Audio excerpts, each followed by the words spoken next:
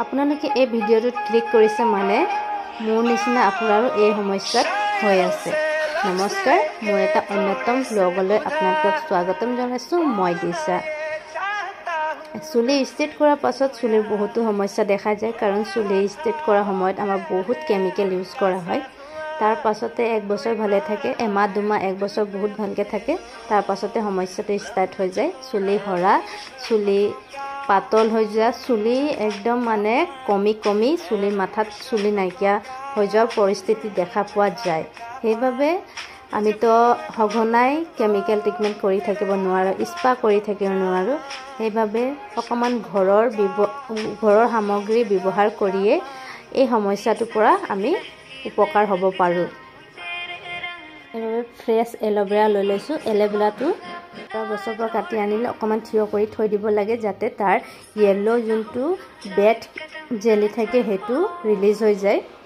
Bed জেলিটো ওলোৱাৰ পাছত জেলিখিনি ভালকৈ উলিয়াই ল'ব। তাৰপাছত মিক্সি বাতি এটাত গোটেই জেলিটো ঢালি দিব, অকণমান নেৰিব, কাৰণ এইখিনি বহুত মূল্যৱান বস্তু চুলিৰ বাবে।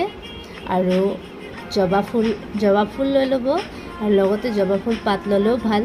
ইয়াতে মই অকল ফুলৰ ব্যৱহাৰ কৰিছোঁ। অলপ নৰসিংহ পাতো লৈ লৈছোঁ।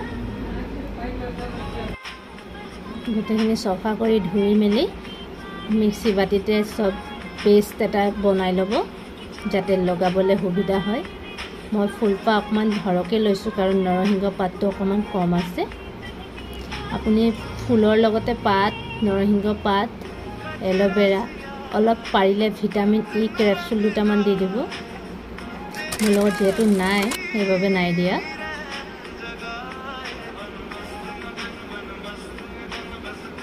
Paste ready.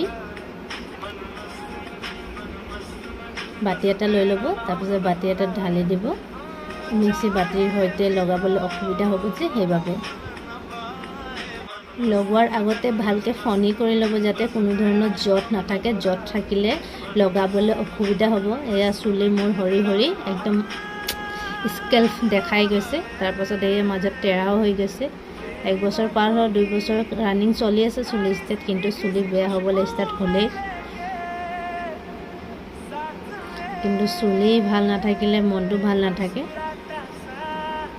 আৰু বাৰে বাৰে স্পা কৰিবলৈতো ইমান পইচা লাগে, গাতে লাগি যায়। আৰু সেইবাবে যেনেকৈ পাৰ্লাৰত স্পা কৰে, সেইদৰে একদম ডিফাৰেণ্ট ভাগ কৰি ল'ব চুলিখিনি।